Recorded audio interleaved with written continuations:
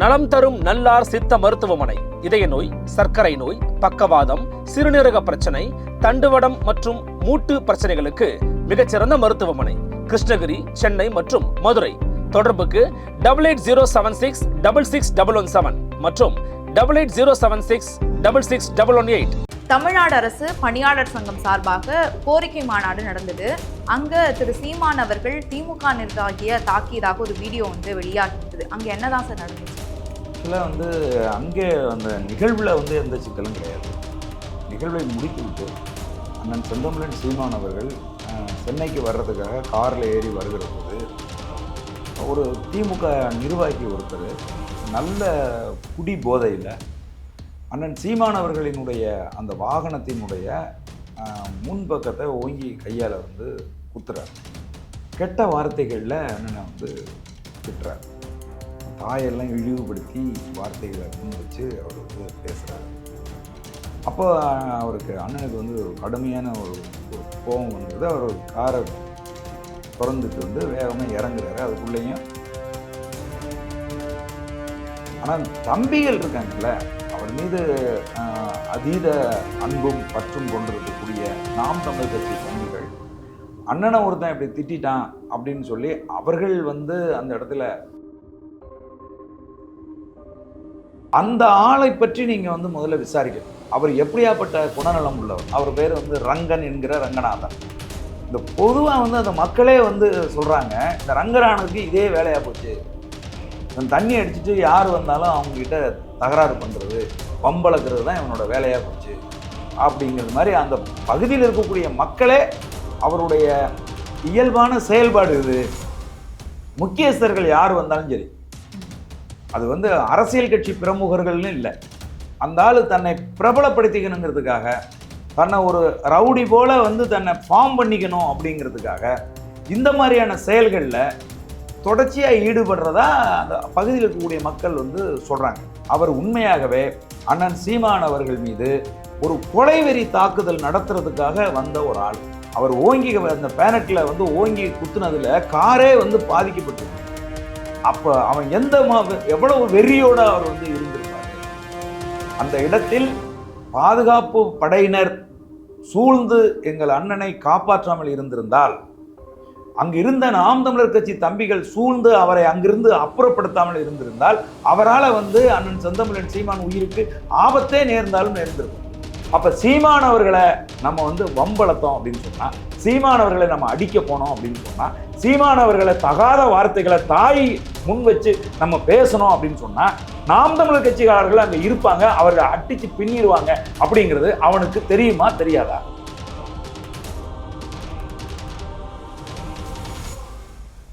அன்னை பர்னிச்சர்ஸ், அன்னை திருமண சீர்வரிசை பொருட்கள், டிவி, ஃபிரிட்ஜ், வாஷிங் மெஷின் உள்ளிட்ட 200க்கும் மேற்பட்ட பொருட்கள் அடங்கிய திருமண சீர்வரிசை ரூபாய் 99,000 மட்டுமே. தமிழகம் முழுவதும் இலவச டோர் டெலிவரி. தொடர்புக்கு 7550014440 9345044044. நிம்மதி property management. Contact 7667008999. Fourth estate Tamil நேயர்களுக்கு வணக்கம். இன்றைய சிறப்பு நேர்காணலில் நம்மோடு இணைந்திருக்கிறார் நாம் தமிழர் கட்சியின் மாநில ஒருங்கிணைப்பாளர் மு. களஞ்சியம் அவர்கள். வணக்கம் சார். வணக்கம் தங்கச்சி. தமிழ்நாடு அரசு பணியாளர் சங்கம் சார்பாக கோரிக்கை மாநாடு நடந்தது. அங்க திரு சீமான் அவர்கள் திமுக நிர்வாகிய தாக்கியதாக ஒரு வீடியோ வெளியாகிருந்தது. அங்க என்னதான் சார் நடந்துச்சு? ஆக்சுவலாக அங்கே அந்த நிகழ்வில் எந்த சிக்கலும் கிடையாது. நிகழ்வை முடித்துவிட்டு அண்ணன் செந்தமிழன் சீமான் அவர்கள் சென்னைக்கு வர்றதுக்காக காரில் ஏறி வருகிற போது ஒரு திமுக நிர்வாகி ஒருத்தர் நல்ல குடி போதையில் அண்ணன் சீமான் அவர்களினுடைய அந்த வாகனத்தினுடைய முன்பக்கத்தை ஓங்கி கையால் குத்துறார். குத்துனதும் வாகனத்தை அவங்க நிறுத்திட்டு அண்ணன் கண்ணாடியை இறக்கி என்ன அப்படிங்கிறது போல் அவர் கேட்குறாரு. கேட்டதும் அவர் மிக மோசமான கெட்ட வார்த்தைகளில் அண்ணனை திட்டுறார். தாயெல்லாம் இழிவுபடுத்தி வார்த்தைகளை முன் வச்சு அவர் பேசுகிறாரு. அப்போ அவருக்கு அண்ணனுக்கு கடுமையான ஒரு கோபம் வந்துடுது. அவர் காரை திறந்துட்டு வேகமாக இறங்குறாரு. அதுக்குள்ளேயும் அங்கே பாதுகாப்பு பணியில் இருக்கக்கூடிய முன்னாள் படை வீரர்கள் பாசறையினுடைய தம்பிகள் அண்ணன் வாகனத்துக்கு பின்னாடியே எப்போவுமே வருவாங்க. அவங்க இறங்கி ஓடி வந்து அவங்க அந்த அந்த தகராறு செய்து கொண்டிருந்த, கடுமையான மோசமான வார்த்தைகளில் பேசி கொண்டிருந்த அந்த திமுக நபரை வந்து சுற்றி வளைச்சிட்றாங்க. அதுக்குள்ளேயும் அங்கே அருகில் இருந்த நாம் தமிழர் கட்சியினுடைய தம்பிகள் எல்லாம் வந்து ஓடி வந்து அவரை பிடிச்சி இழுத்து கொண்டுட்டு போகிறாங்க. அதுக்கப்புறம் அங்கே இருந்த காவல்துறையினர் வந்து அவரை வந்து அழைச்சிக்கிட்டு போயிடுறாங்க. இதுதான் வந்து அங்கே வந்து நடந்தது. ஆனால் ஊடகங்கள்லாம் என்ன தவறான ஒரு பதிவை வந்து சொல்கிறாங்க அப்படின்னா, சீமான் அண்ணன் வந்து அந்த நபரை வந்து அடித்தார், சீமான் வந்து தாக்கினார் அப்படிங்கிற மாதிரி வந்து சொல்கிறாங்க. அண்ணன் வந்து அடிக்கலை. அங்கே இருந்த நாம் தமிழர் கட்சியினுடைய பாதுகாப்பு படையினர், எப்போவுமே பாதுகாப்பு படையினர் வந்து பார்த்திங்க அப்படின்னு சொன்னால் அவங்க யாரையும் வந்து எடுத்ததும் தாக்கிட மாட்டாங்க. அவங்க வந்து எப்போவுமே வந்து அண்ணனுக்கு பாதுகாப்பு கொடுக்கணும் அப்படிங்கிறது தான் கூடுதல் கவனம் செலுத்துவாங்களே ஒழிய யாரையும் வந்து உடனே தாக்கிடணும் அடிச்சிடணும் அப்படின்லாம் வந்து செஞ்சிட மாட்டாங்க. ஆனால் தம்பிகள் இருக்காங்கல்ல, அவர் மீது அதீத அன்பும் பற்றும் கொண்டிருக்கக்கூடிய நாம் தமிழர் கட்சி தம்பிகள் அண்ணனை ஒருத்தன் இப்படி திட்டான் அப்படின்னு சொல்லி அவர்கள் வந்து அந்த இடத்துல முழக்கம் போட்டாங்க, அந்த இடத்துல இது பண்ணாங்களே ஒழிய அண்ணன் செந்தமிழன் சீமான் வந்து அவரை வந்து அடிக்கலை. ஊடகங்கள் சீமான் அவர்களுக்கு எதிராகவும் நாம் தமிழர் கட்சிக்கு எதிராகவும் ஒரு பொய்யான பரப்புரையை தொடர்ந்து நேற்று இரவிலிருந்து பரப்பிட்டு இருந்தாங்க. அது வந்து பொய். அண்ணன் யாரையும் அடிக்கவில்லை. அப்போ சீமான் அவர்கள் அடிக்கல, ஊடகம் வந்து தவறான செய்தி வந்து பரப்பிட்டு இருக்காங்கன்னு சொல்ல வரீங்க? ஆமாம். அவர் அண்ணன் தாக்குனது அப்படின்னு சொல்றது இருக்கு இல்லையா, அதுவும் சில ஊடகங்கள் திரும்ப திரும்ப செய்தி ஊடகங்கள் வந்து சொல்லிக்கிட்டே இருக்கு, சீமான் கடலூரில் திமுக பிரமுகரை தாக்கினார் அப்படின்னு. அந்த ஆளை பற்றி நீங்கள் வந்து முதல்ல விசாரிக்கணும். அவர் எப்படியாப்பட்ட குணநலம் உள்ளவர். அவர் பேர் வந்து ரங்கன் என்கிற ரங்கநாதன். இந்த பொதுவாக வந்து அந்த மக்களே வந்து சொல்கிறாங்க, இந்த ரங்கரானுக்கு இதே வேலையாக போச்சு, இவன் தண்ணி அடிச்சுட்டு யார் வந்தாலும் அவங்கக்கிட்ட தகராறு பண்ணுறது வம்பளக்கிறது தான் இவனோட வேலையாக போச்சு அப்படிங்கிறது மாதிரி அந்த பகுதியில் இருக்கக்கூடிய மக்களே அவருடைய இயல்பான செயல்பாடு இது.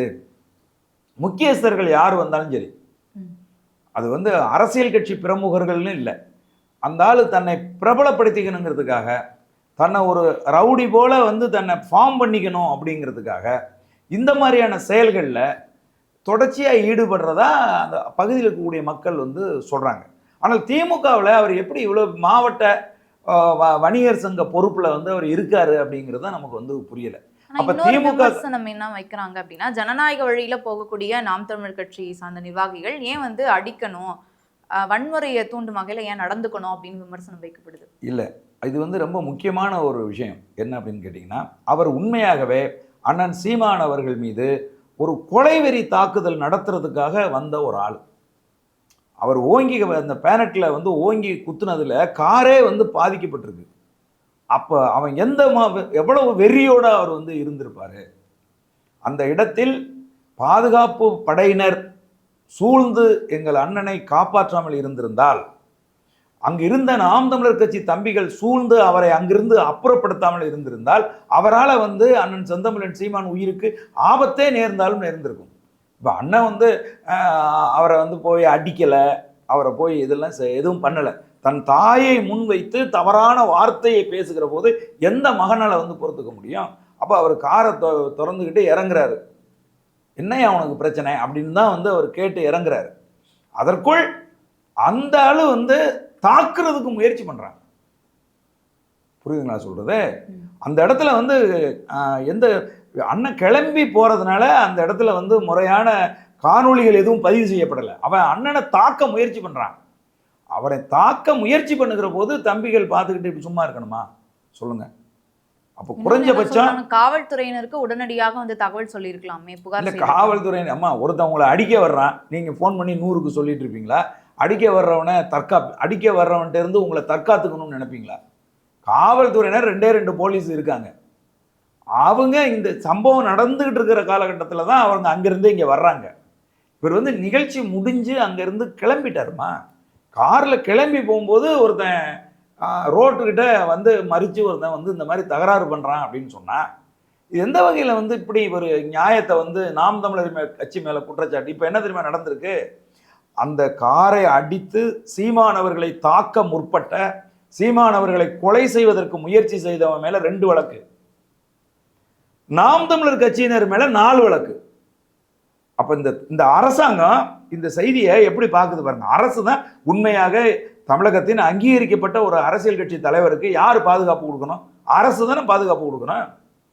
ஆளுங்கட்சி தரப்புல இருந்தே ஒருத்தன் வந்து இந்த மாதிரி தண்ணியை போட்டுட்டு டாஸ்மார்க்கு சரக்கை குடிச்சிட்டு இது போல வந்து ஒரு அரசியல் கட்சியின் தலைவரை தாக்க முற்பட்டிருக்காரு அப்படின்னு சொன்னா அதற்கு அரசு உடனடியாக நடவடிக்கை எடுத்திருக்கணும். அந்த ஆளுக்கு எதிராக திமுக கண்டன அறிக்கை கொடுத்துருக்கணும். திமுக காரர்கள் இப்படி மட்டமா மோசமா கீழ்த்தரமா நடந்துகிட்டது அவங்களுக்கு அவமானமா இல்லையா?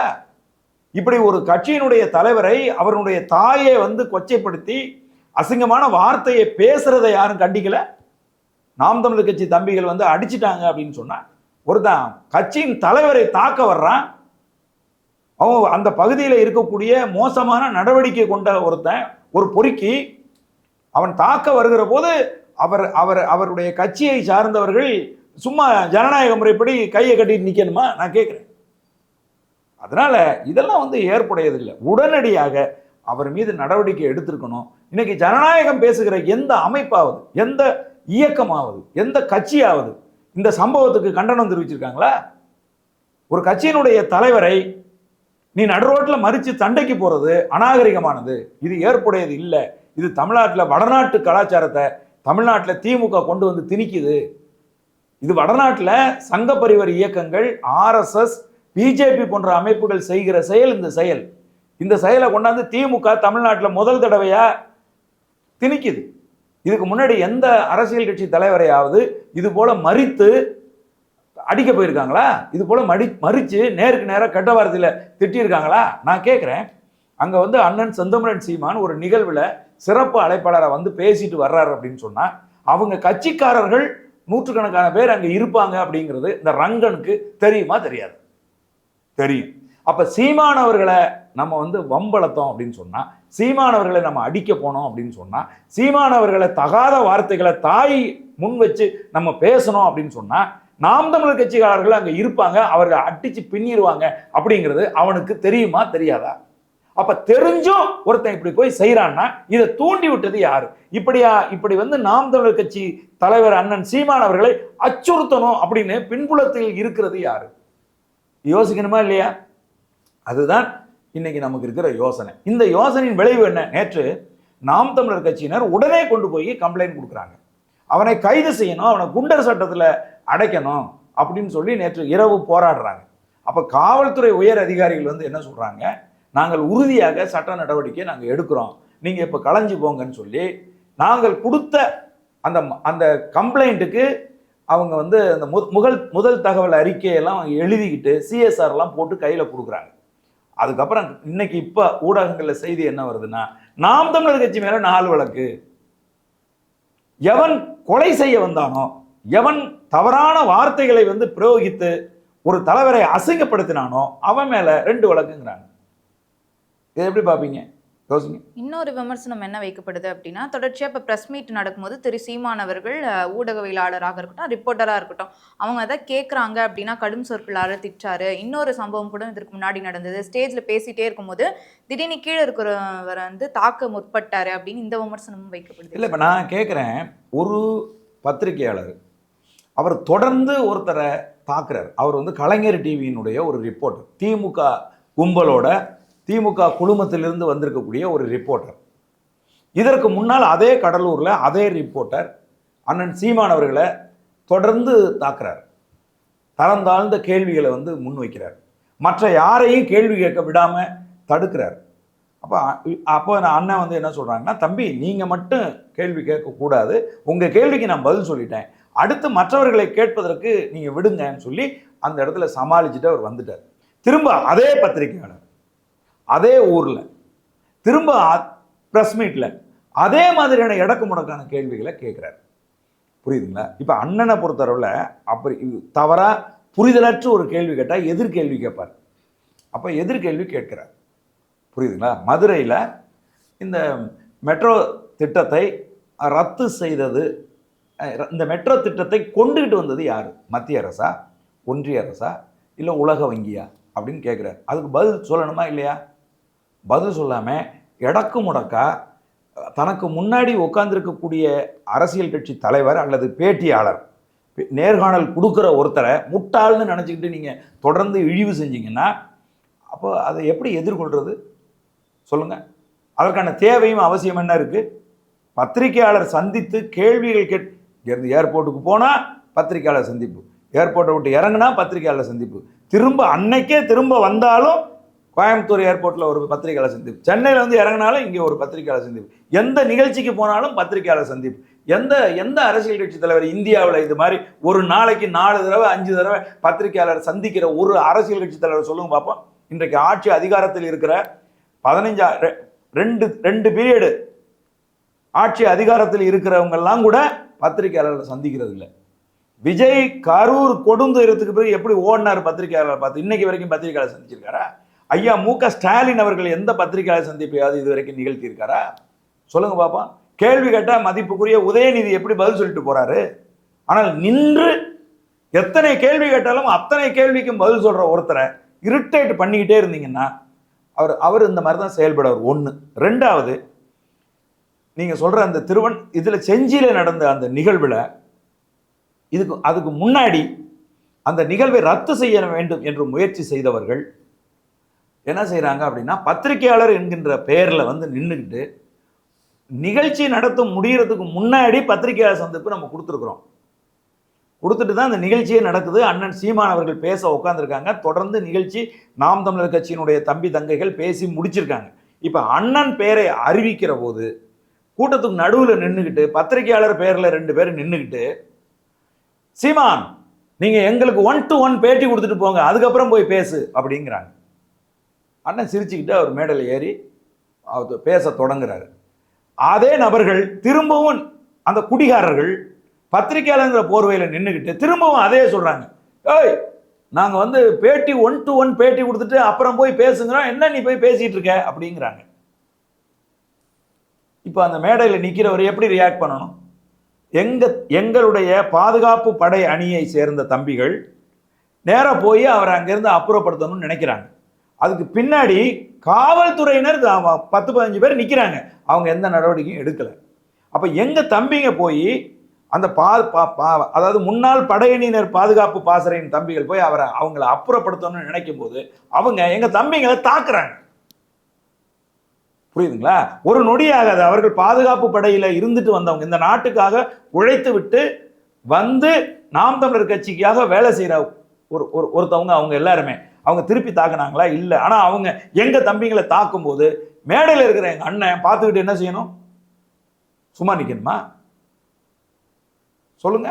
அப்போ திட்டமிட்டு ஆண்டு கொண்டிருக்கக்கூடிய திராவிட முன்னேற்ற கழக அரசு சீமான் அவர்களினுடைய வளர்ச்சி பொறுக்காமல் அங்கங்க பொறுக்கிகளையும் ரவுடிகளையும் வைத்து திரும்ப திரும்ப எங்களை சீண்டுகிற போது நாங்க வந்து சும்மா உங்களை மாதிரி இருக்க மாட்டோம். என்ன, அன்பு என்றால் அன்பு, வம்பு என்றால் வம்பு. இதுதான் எங்களுடைய கோட்பாடு. இந்த கோட்பாட்டுப்படி தான் நாங்கள் செயல்படுவோம். வம்பு இருந்தேன்னா நாங்களும் வம்புக்கு தான் நிற்போம், அன்பா இருந்தேன்னா நாங்களும் அன்பா இருப்போம். பல்வேறு கருத்துக்களை பகிர்ந்தமைக்கு நன்றி சார். மிக்க மகிழ்ச்சி. நன்றி. வணக்கம்.